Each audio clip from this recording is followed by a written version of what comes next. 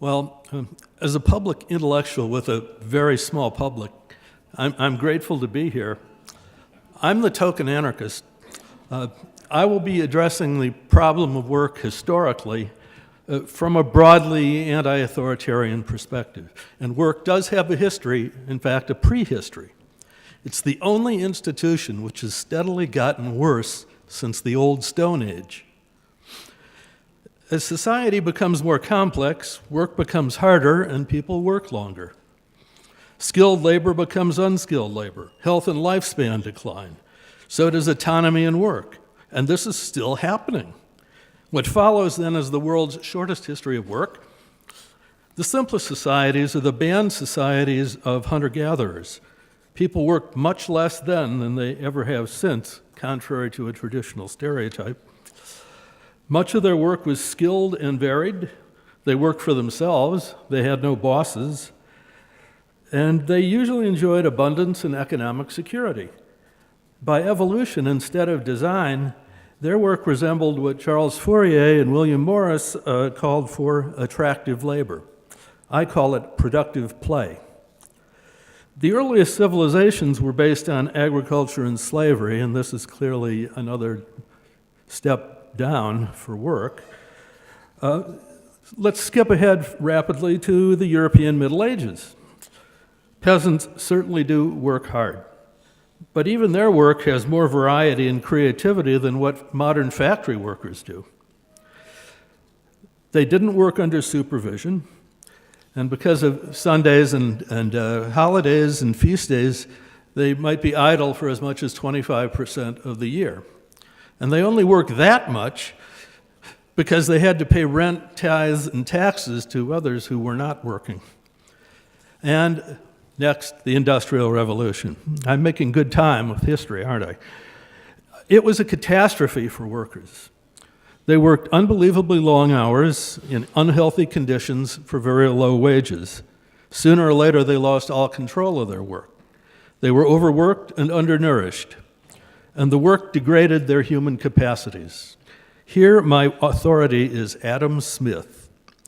The understandings of the greater part of men are necessarily formed by their ordinary employments. The man whose life is spent in performing a few simple operations has no occasion to exert his understanding. He generally becomes as stupid and ignorant as it is possible for a human creature to be.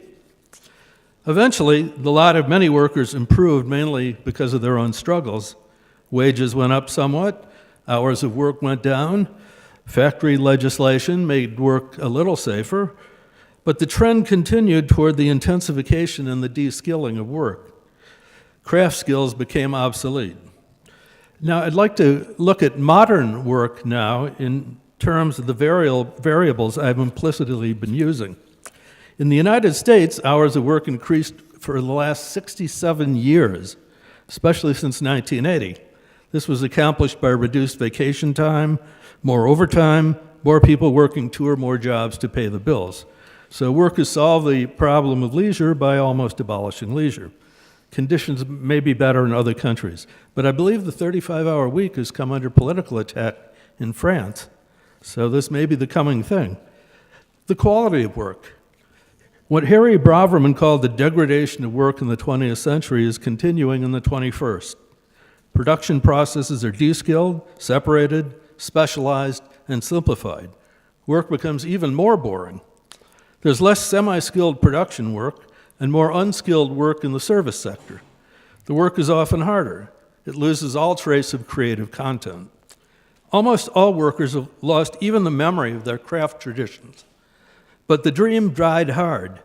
A sociologist wrote a book titled Automobile Workers and the American Dream, based on interviews with American auto workers just after World War II. Most of them told them that they wanted to quit their jobs someday and start their own businesses or buy farms. Even in 1949, that was sheer fantasy. There used to be careers. The worker had an expectation of permanent work, steadily increasing wages, maybe promotions to positions of increasing responsibility. These were white-collar jobs. Now, employers are liquidating permanent employment of every kind as fast as they can. They're reducing workers to being casual, part-time, and/or temporary workers. The paradox is we're moving toward a jobless future at the same time that the hours of work will probably continue to rise for those who do work. Employers of temp workers tell them that if they work hard, someday they'll get permanent jobs. They get permanent jobs about as often as auto workers buy farms or open up repair shops. With precarious labor, worker solidarity in the workplace is almost impossible. The unionized workforce shrinks. In the US, I think it's 12 or 13%.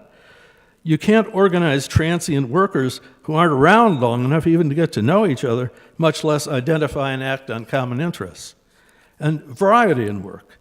This is a traditional utopian demand. In communist society, wrote Karl Marx, you can hunt in the morning, fish in the afternoon, rear cattle in the evening, criticize after dinner, just as you have a mind, without ever becoming hunter, fisherman, shepherd, or critic. Well, for precarious workers, this dream is being realized in a cruel and ironic way. Today, the part-time worker may wash dishes in the morning, mop floors in the afternoon, telemarket after dinner, without ceasing to be a dishwasher, a janitor, and a telemarketer. This is not the kind of variety of work which makes for self-realization. So workers are discontented with work, as countless studies show. For decades, certain professors and business intellectuals have been talking about things like job enrichment and the quality of working life. There were a few timid experiments. They improved the quality of working life for industrial psychologists. Then there's the Toyota system. Auto workers are supposed to look at the production process as a whole, as if that were possible from the shop floor. They're supposed to get together to dream up new ideas about how to improve and rationalize production. In other words, how to make jobs worse, including their own. Marx thought that once workers comprehend the totality of the production process, they would realize that the capitalists were parasites and kick them out. Instead, every morning the Toyota workers, wearing company uniforms, assembled to sing the company song before they dispersed to their workstations. Now, is this self-management or self-managed servitude? This kind of work takes away from the worker the only thing it already hasn't taken, his alienation. Now, the work ethic.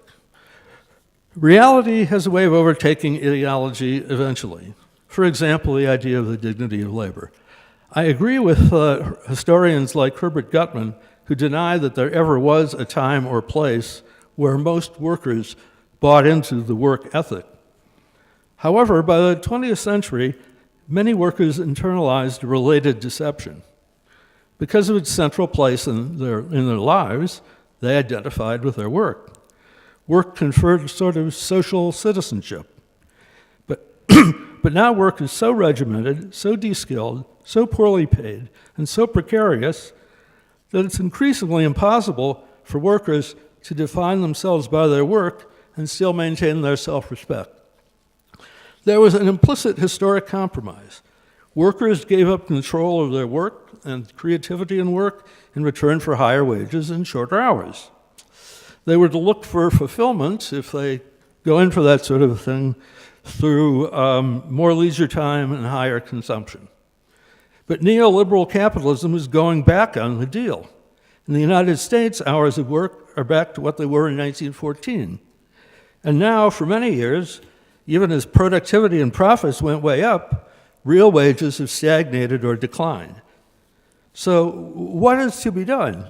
Or perhaps even more important, by whom? You're all here because you want to influence public policy. Some of you have been policymakers. You expect policy proposals. I'll provide some, but with a bad conscience, because as an anarchist, I don't think government does anything very well, and especially not anything that deals with work. However, there is the basic income, which we've heard a great deal about. It is the most radical reform of work that I can imagine.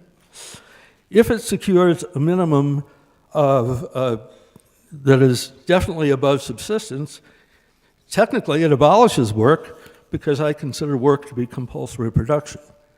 The best known, all right, so workers' control of work. I also can't see governments doing this. They tried to do that in Yugoslavia.